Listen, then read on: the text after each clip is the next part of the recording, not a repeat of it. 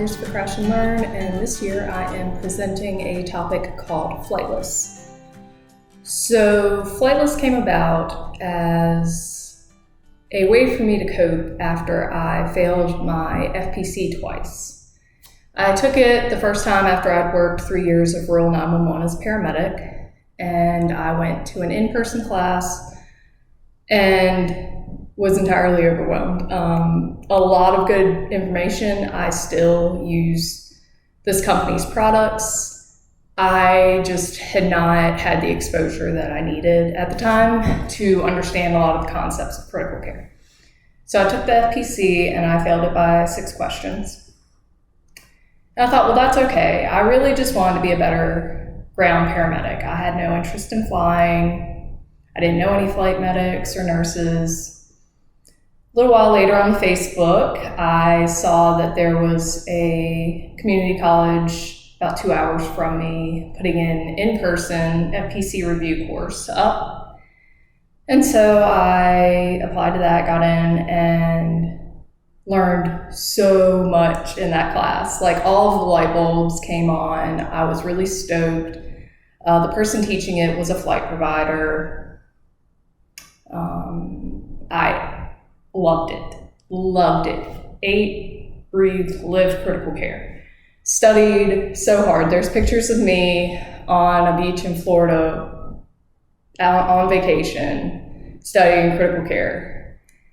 And I took the boards and I failed it by 1 question.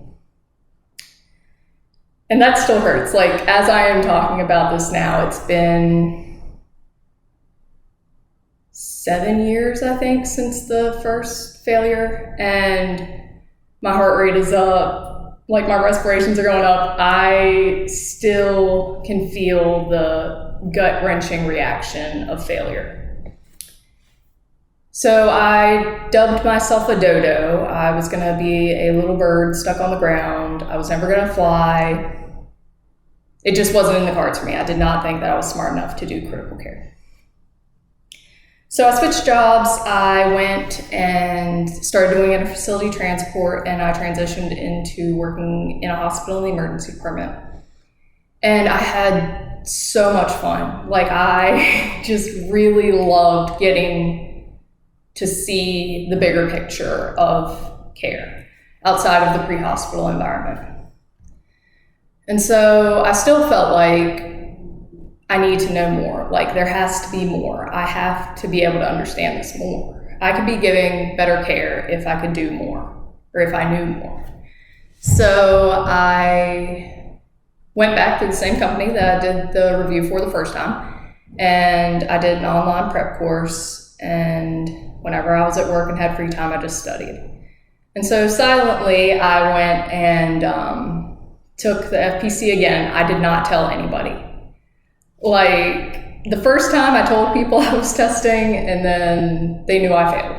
So I was like, yeah, I'm gonna test again, but I'm not gonna tell anybody, because if I fail again, I don't want to have to deal with other people's reactions as well as my own. And so third time it's a charm. I passed it. 2 days later, I took the CCPC. I passed that. Since then, I've become a nurse, and I have 5, I don't know, specialty board certifications of nursing that I passed all on the first try. But even with that, I remember how hard I took it and how big of a gut punch it was, and honestly still is when I talk about it. So while I'm not still failing board exams, I think I'm done on the board exams for a while, it became a big part of the way that I view patient care and the way that I deal with failure within patient care that I currently provide.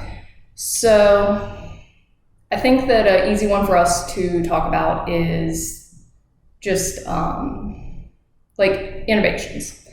So you do the things, you show up to Con Ed, you're practicing on your shifts, you do the 7 Ps, you mitigate the risk of hypertension and hypoxia, you pick the right tools, you have the right blade, you have the right tube, your bougie is ready to go, You lead with suction, you use salad if you need it, you do all of the right things. You are on the beach in Florida studying for your critical care exam. You are all in, and you miss the tube.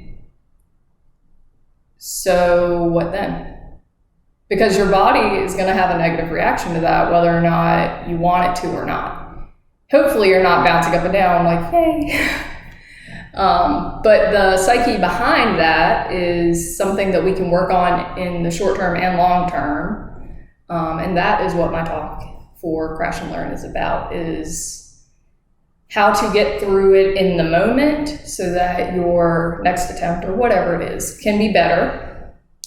And then how to deal with it long term and how to utilize it when teaching.